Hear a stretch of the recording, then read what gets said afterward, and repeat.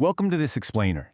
Today, we're going on a seriously dynamic journey across one of the most incredibly diverse landscapes on the entire planet, India. We're going to explore how things like towering mountains, winding rivers, harsh deserts, and vast oceans don't just sit there looking pretty on a map. They actually dictate the very way we live our daily lives. Have you ever just stopped and wondered why some places are completely covered in freezing snow, while others are burning hot? I mean, how can people living in the exact same country experience completely different worlds? Well, the answer actually lies in the land itself. And that brings us to our core concept for today, geographical diversity.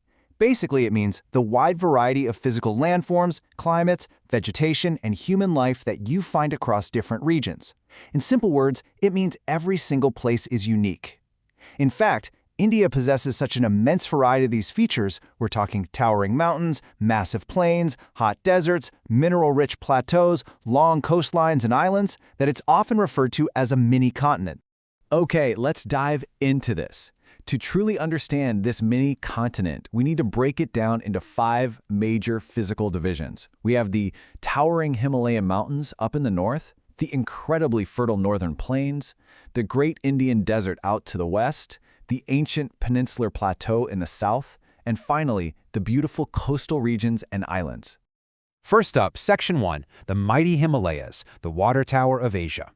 So the highest and most northern range of the Himalayas is called the Himadri, and many of its peaks are over 8,000 meters high. They're literally known as the 8,000ers, and that includes world-famous peaks like Mount Everest and Kanchenjunga.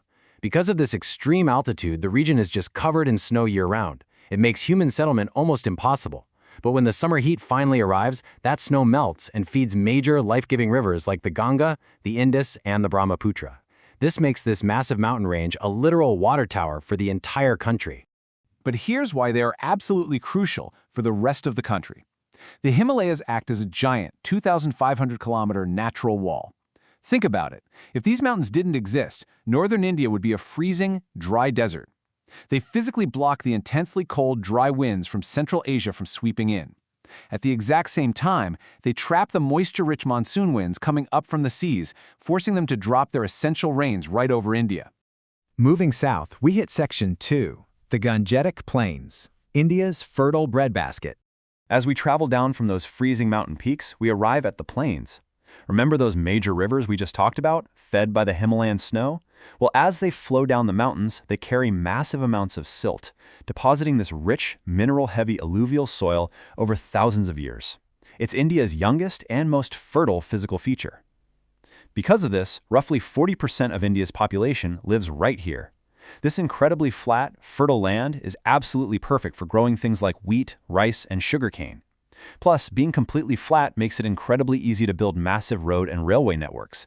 You've got food, water, and easy transport. It is the perfect recipe for human settlement. Next, we explore Section 3, extremes of the desert, from burning hot to freezing cold. Now, when you hear the word desert, I bet you immediately picture burning hot sand, right? But a desert is actually just defined by harsh climatic conditions and a severe lack of rain or snow. Because of this, India actually has 2 completely different types of deserts. In the northwest, in Rajasthan, we have the Thar Desert. This is an arid, dry region with those classic golden sand dunes and skyrocketing heat, where people rely on camels for transport. But high up in the Himalayas, we have Ladakh. This is a cold desert. Temperatures plunge below minus 30 degrees Celsius, creating this rugged, rocky, almost moon-like terrain that's home to snow leopards. So you have 2 deserts with completely opposite climates. So what stops that hot, sandy Thar Desert from simply blowing over and burying those fertile plains we just talked about? The Aravalli Hills. These are some of the oldest mountains in the entire world, roughly 2.5 billion years old, and they stand as a crucial natural barrier, blocking the wind and preventing the desert sands from expanding farther east into the rest of India's fertile lands. Moving on to Section 4, the peninsular plateau and coasts, ancient rocks and long shorelines. Let's travel all the way down to southern India. As a quick refresher, a peninsula is a piece of land surrounded by water on 3 sides, and a plateau is a raised, relatively flat tableland. This specific triangular peninsular plateau is the oldest landmass in India. made of hard, ancient rocks. It's highly rich in minerals like coal and iron ore, which are completely vital for generating the country's electricity. It's also covered in dense forests that serve as the historic home for diverse tribal communities like the Santal, Gond, and Bhil. And unlike those Himalayan rivers up north, the rivers down here are seasonal. They depend entirely on the monsoon rainfall. Now, bordering this massive plateau are the coastal plains, and they're actually quite different from one another. The west coast, right along the Arabian Sea, is a very narrow strip of land, just 10 to 25 kilometers wide. Rivers flow incredibly fast here, dropping straight into the sea to form funnel-shaped estuaries. The east coast, however, over by the Bay of Bengal, is much wider, stretching up to 120 kilometers inland. The rivers here flow a lot slower and spread out, creating these massive, highly fertile deltas that are absolutely fantastic for farming.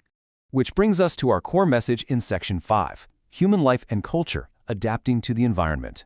You see, geography doesn't just shape rocks and water, it completely dictates human culture and our very survival. The environment forces us to adapt our food, our clothes, and our homes. For example, regional diets perfectly reflect the local land. Up in the northern plains, where that fertile alluvial soil is perfect for growing crops, the diet relies heavily on rotis and dals.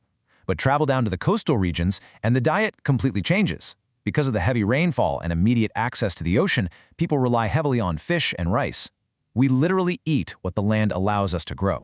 Now, what's really interesting about this slide is human resilience. In the Thar Desert, where water is incredibly scarce and the climate is just harsh, people haven't just given up. For centuries, locals have survived by engineering some incredibly brilliant traditional water conservation structures. They build underground tanks called tankas and kuns to harvest and store every single drop of precious rainwater for their families. It's adaptation at its finest. So if there's one thing you take away from this explainer, let it be this: everything is connected. It's a massive, beautiful cycle of cause and effect. Think of it like a giant puzzle. Step 1, the physical landforms, like the giant Himalayas, dictate the flow of wind and water. Step 2, this establishes the climate, deciding whether an area gets heavy monsoon rains or becomes a totally dry desert. Step 3, that specific temperature and rainfall dictate exactly what type of vegetation and wildlife can actually survive there. And finally, Step 4, human life adapts to all of this, shaping our food, our clothing, our houses, and our entire culture. I want to leave you with this really powerful thought. Geographical diversity is not just about land, it's about life itself.